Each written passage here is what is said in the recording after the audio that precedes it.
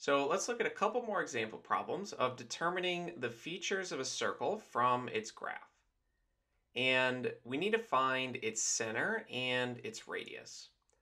So the strategy for finding the center when we know the graph is to look at the highest and lowest points on the graph and figure out the x value of those points. It looks to be -1.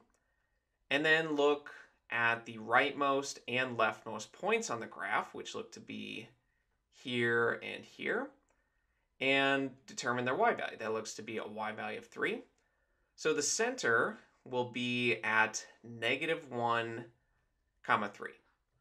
And we can test this by looking at the radius of the circle. So the distance from the center to each of these points should be the same distance. And if it's not, then we know we found the wrong center point. And looking at these distances, we go from -1 to 4. So it looks to be 5, but we're not certain yet. And we can see we go from 3 to 8, from -1 to -6, that's also 5, and from 3 to -2, which is also 5. So it looks to be the correct center. And to find the radius, we want to use this point that we know the circle passes through. And that's the point 3, comma 6. So an x value of 3 and a y value of 6. So from here, since we know this is exactly on the circle, we can find that radial distance by either using the Pythagorean theorem, by constructing a right triangle, or by using the distance formula. And let's construct a right triangle here. And we just need to figure out its side lengths, and then we can use the Pythagorean theorem to relate the three sides. And here, this is at a y value of 6, and the center we know is at -1, comma 3. So from a y value of 3 to 6, that is a height of 3. And if the x value is at -1 and this x value is at 3, this would have a length of 4. Now you might recognize this, that this is a very common Pythagorean triple, a 3, 4, 5 right triangle, which confirms what we suspected, that the radius is 5. But if you weren't sure about that, you can use the Pythagorean theorem. And A and B are the legs, and C is the hypotenuse. So we have that 3 squared plus 4 squared is the radius squared. And this is 9. 4 squared is 16. And 9 plus 16 is 25. So when we take the square root of each side, we get 5. So our radius is 5, and we also know our center. Now let's look at one more of these problems. And again, we need to find the center. So we'll do that by looking at the highest most point and the lowest most point, the furthest right point and the furthest left point, and just noticing what their x and y values are. So for the top and bottom points, they have an x value of 3, and for the left and right points, they have a y value of 2. So it looks like our center is at 3, comma 2, which you can see is one of these choices here. And to test this, to make sure this is right, we can just look at the distance from the center to each of these points and double check that it's the same distance, since the radius is the same from the center to any point on the circle.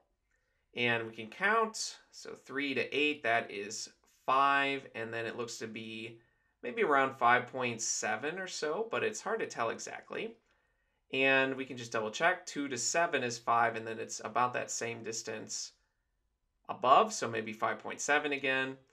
And going from 3 to -2, that's 5, so this looks to be about 5.7. And likewise, going from 2 to -3, that's 5, and we go a little bit further, so that again looks to be roughly about that 5.7. But to find the exact radius, we need to use this information, that the circle will pass through the point 7, comma 6. So that is right here.